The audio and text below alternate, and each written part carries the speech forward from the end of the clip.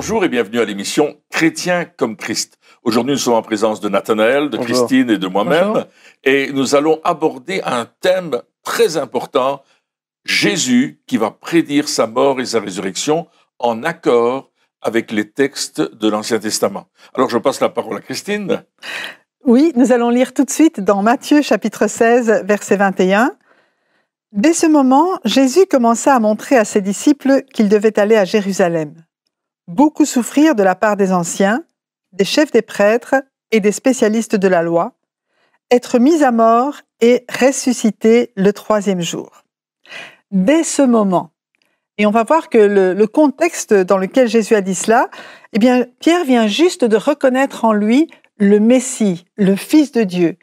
Et Jésus va dire, mais écoutez, c'est vrai, je suis le Messie, je suis le Fils de Dieu, mais si je suis venu sur terre, c'est parce que je dois donner ma vie pour tous ceux qui ont péché. Je dois porter le péché du monde. Et c'est un peu ce qu'il dit, je dois être mis à mort et dans ce sens-là, accomplir ce que la parole de Dieu dit de lui. Il y a deux questions que je me pose. Alors, c'est comment est-ce que il savait que c'était bientôt le temps pour lui de mourir. Et puis aussi, mais pourquoi est-ce qu'il expliquait ça à ses disciples? Quelle était l'importance d'expliquer à ses disciples? Parce que ça devait être un peu bizarre pour, je veux dire, c'est le maître, etc. Puis tout d'un coup, il dit voilà, je vais mourir.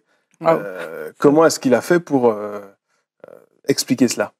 Les disciples n'ont pas compris tout de suite le rapport qu'il y avait entre ce que Jésus déclarait et ce qui est écrit dans l'Ancienne Alliance, dans l'Ancien Testament.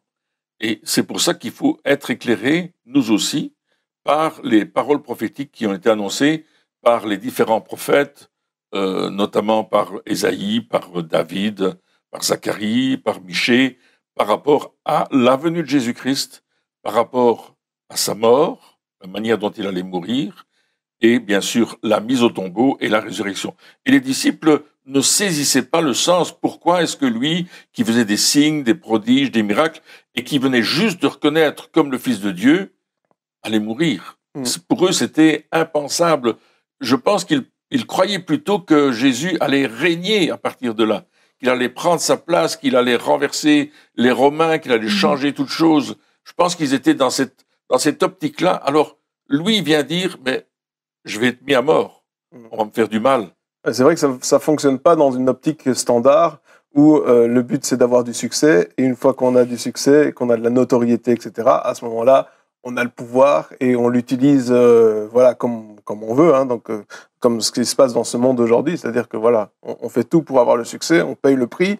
Et puis, une fois qu'on l'a, eh bien, on fait ce qu'on veut. Et là, Jésus, alors que justement, il avait tout ce succès, il vient de dire, mais non, finalement, ça va être totalement une autre manière de faire que ce que vous imaginez. C'est vrai. Et effectivement, les disciples n'ont rien compris à ce moment-là, mais Jésus devait l'annoncer pour qu'au moment où ça arrive, et même après, ils se souviennent de ce que Jésus avait dit. Et même dans le prophète Ésaïe, au verset 53, ça commence « Qui a cru à notre prédication et à qui le bras de l'Éternel s'est révélé ?» Donc Ésaïe lui-même dit « Mais quand ça va se passer, ils ne comprendront pas. » Ils ne comprendront pas pourquoi Jésus, qui est là, qui effectivement qui fait des miracles, à un certain moment, l'envoyé de Dieu doit subir cette mort. Oui, parce que finalement, les disciples, ils regardaient dans le naturel.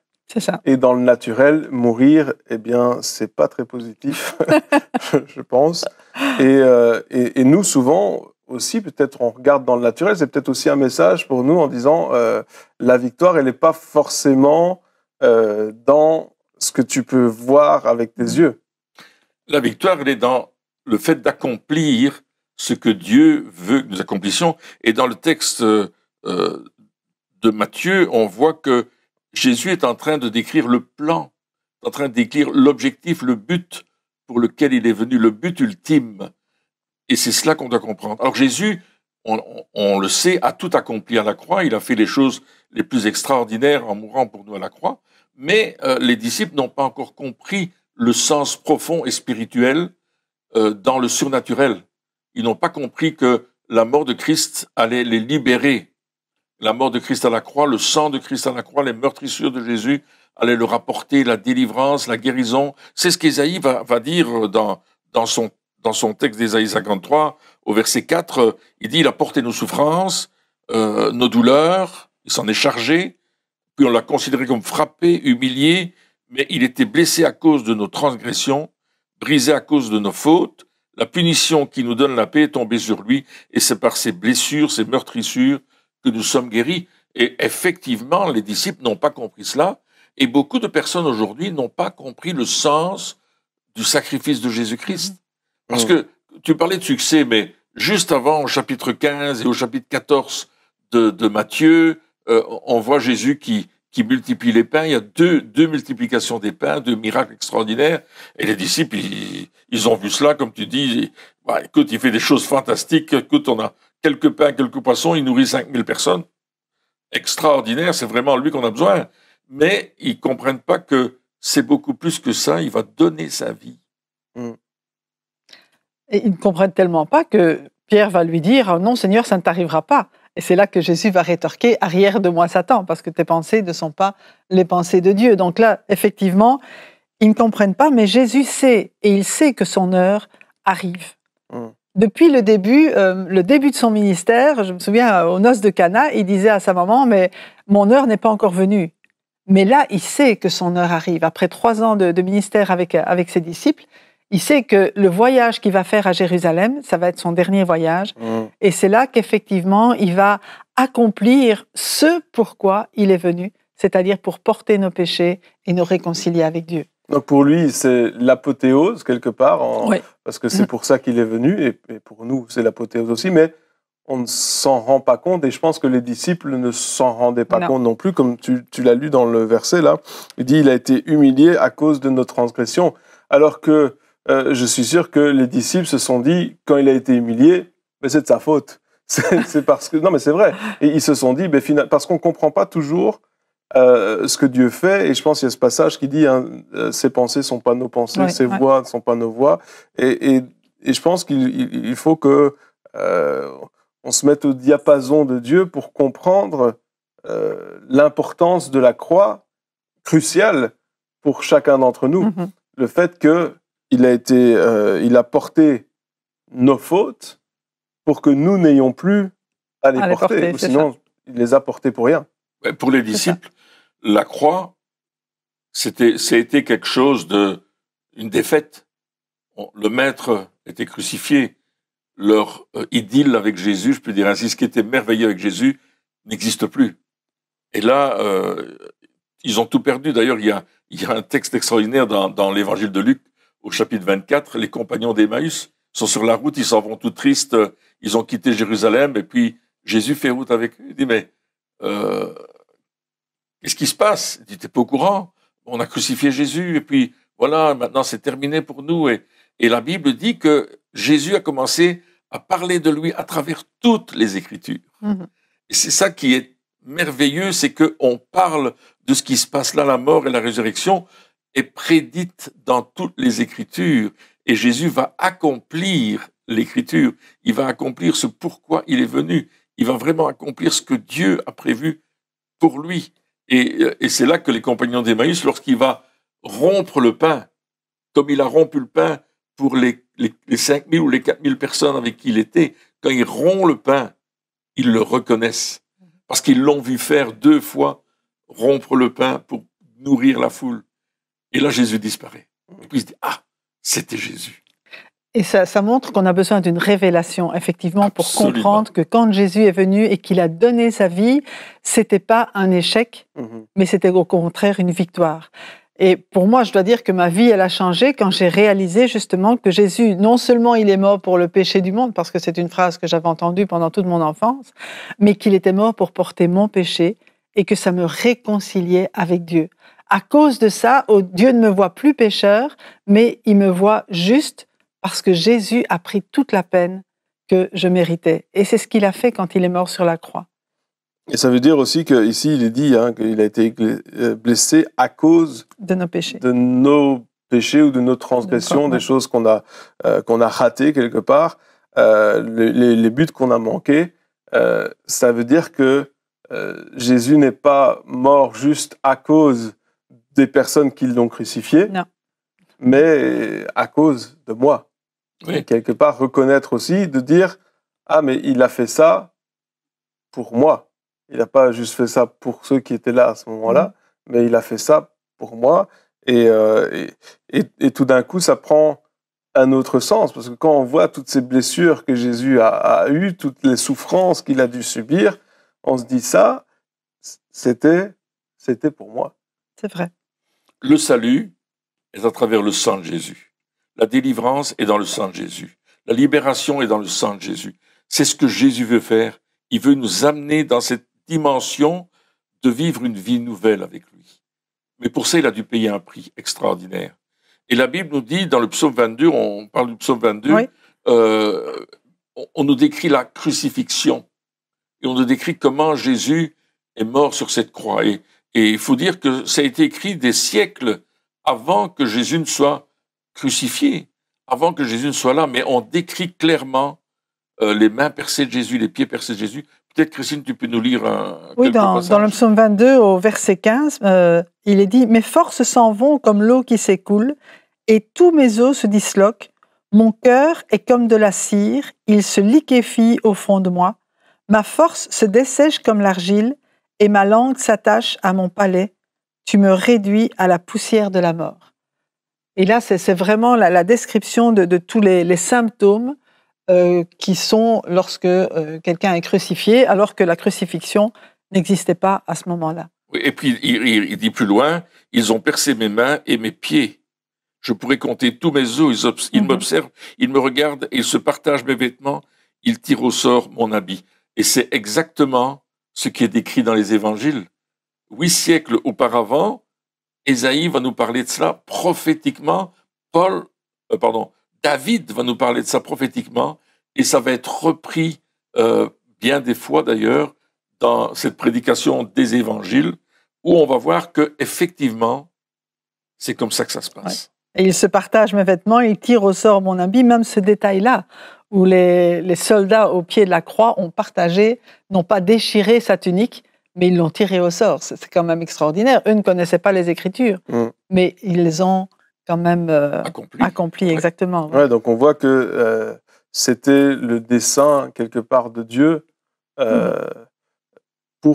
Pourquoi finalement? À quoi ça sert? Parce que je veux dire, Dieu savait déjà à 800 ans avant que Jésus allait venir, mais pourquoi Jésus est venu et pourquoi à ce moment-là? Pourquoi pas avant? Pourquoi pas plus tard?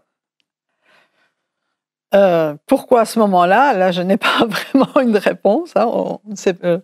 Mais il fallait qu'il vienne à un certain moment dans l'histoire d'Israël, parce que justement, ce peuple avait été préparé par toutes les Écritures, par toutes les prophéties. Il y avait cette attente.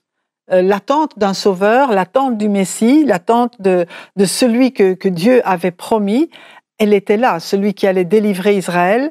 Bien sûr, dans le cœur du peuple d'Israël, c'était les délivrer de l'oppression des Romains, mais en fait, c'est une oppression bien plus grande dont Dieu va les délivrer, c'est l'oppression du péché.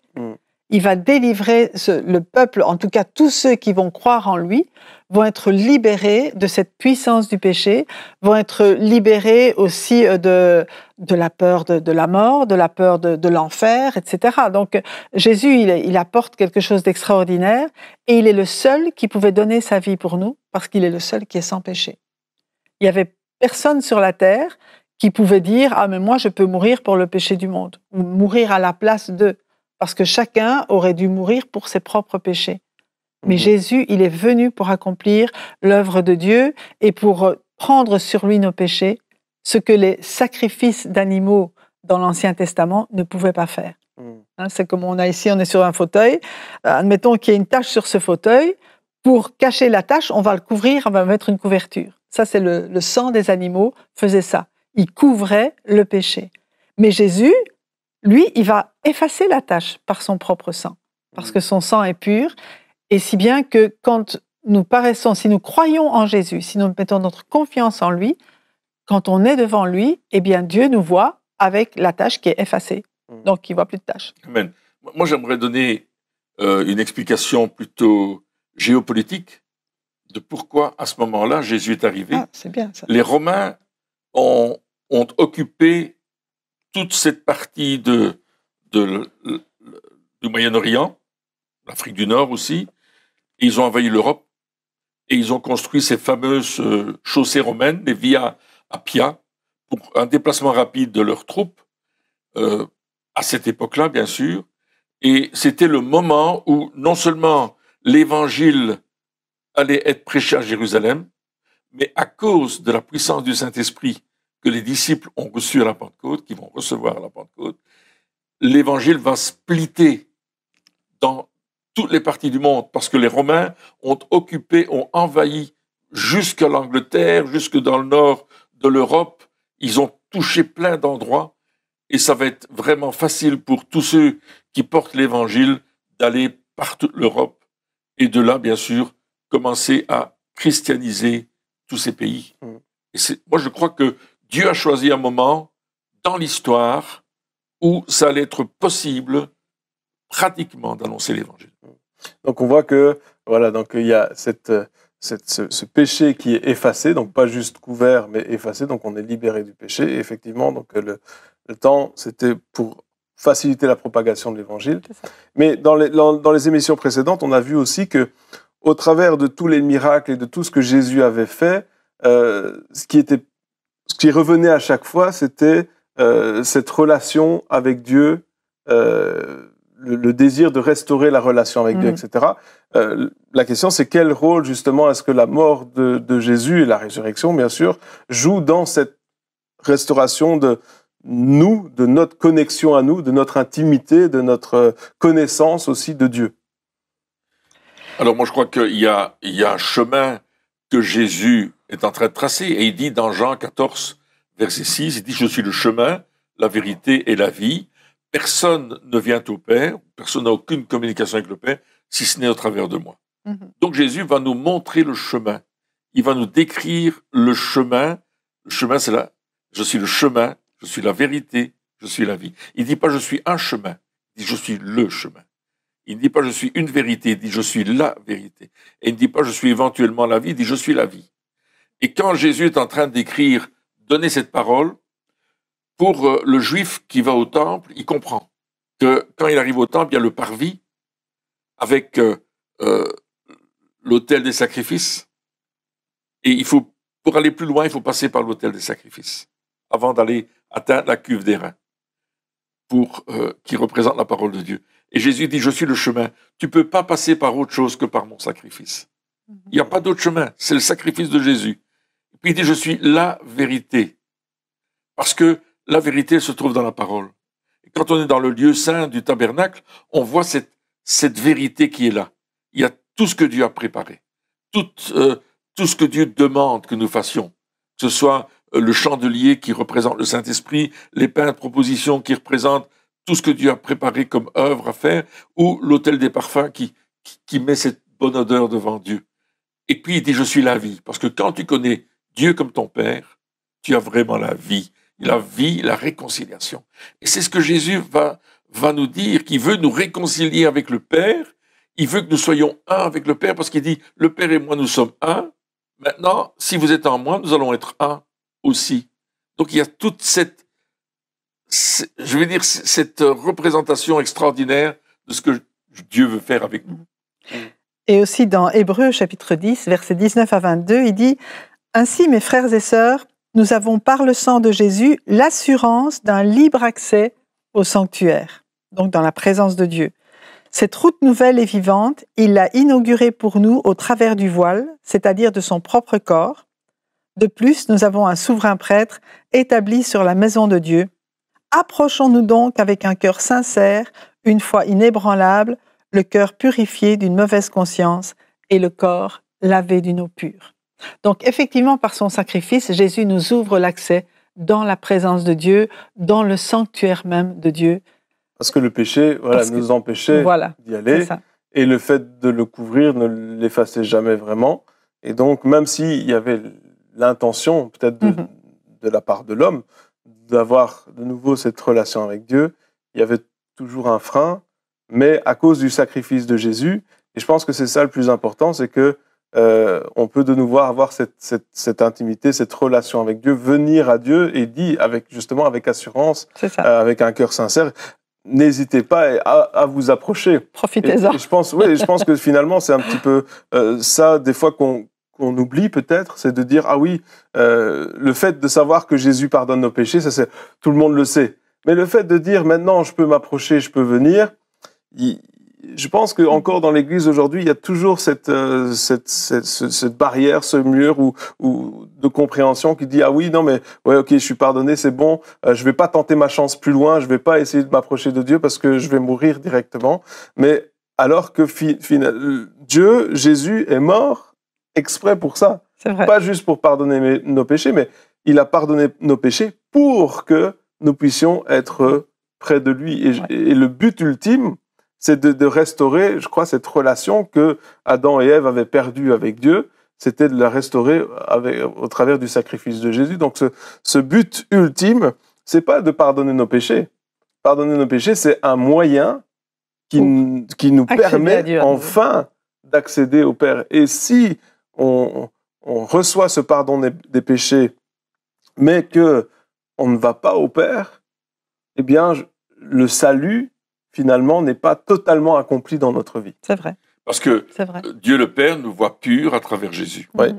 Et ça, c'est extraordinaire. Je ne suis pas pur parce que je suis le meilleur, parce que j'ai fait les choses mieux que les autres, mais c'est parce que Jésus a fait les choses parfaitement à la croix pour que le Père me voie pur quand Jésus est dans ma vie et que j'ai reconnu que j'étais pécheur, que j'étais séparé de Dieu, parce que le péché me sépare de Dieu, et même plus que cela, le péché, il m'amène dans l'éternité sans Dieu. Mais là, je suis avec Dieu, réconcilié. Il y a la vie éternelle. Il y a les choses qui commencent maintenant. La réconciliation, c'est maintenant en Jésus-Christ. Et je peux, comme tu dis, jouir de ce que mon Père céleste a prévu pour moi à travers Jésus. Amen. Et il faut savoir aussi que dans l'Ancien Testament, cette relation-là, c'est juste le souverain sacrificateur qu'il avait une seule fois par an quand il entrait derrière le rideau dans le Saint des Saints, où là, il pouvait avoir cette communion réelle avec Dieu. Et quand Jésus est mort, eh bien le rideau, ce fameux voile, mais qui était vraiment une épaisse tenture, s'est déchiré de haut en bas. Dieu a déchiré ce voile qui nous séparait de sa présence, et il dit à travers maintenant le voile dont on parlait dans Hébreu, et qui est le corps de Jésus qui s'est livré pour nous, mais à travers lui, maintenant, nous avons la même relation n'importe quand que le souverain sacrificateur avait une fois par an. Et ça, c'est ouvert à tous les croyants. Il n'y a plus de séparation entre les dirigeants ou les sacrificateurs et le peuple de Dieu. Maintenant, c'est tous les enfants de Dieu, tous ceux qui ont reçu Jésus, qui ont accepté Jésus dans leur vie et qui ont cru au sacrifice de Jésus, eh bien, nous avons tous cette libre entrée dans le sanctuaire, dans le Saint des Saints, à n'importe quel moment, parce que c'est ouvert pour nous. Parce qu'il a porté nos fautes. Parce qu'il a porté nos fautes. Parce qu'il a porté nos manquements, etc. Voilà. Et toute cette malédiction qui était sur nos vies à cause de nos péchés, parce que nous naissons pécheurs. Hein. Oui, tout à fait. Il n'y a aucun enfant qui naît sans péché. Mais nous naissons pécheurs avec cette nature en nous, et Jésus a porté le poids justement de ça, pour que lorsque on accepte son sacrifice, on puisse profiter de non seulement ce péché qui est effacé, mais de cette relation avec le Père rétabli, ou cet accès en tout cas rétabli. Oui.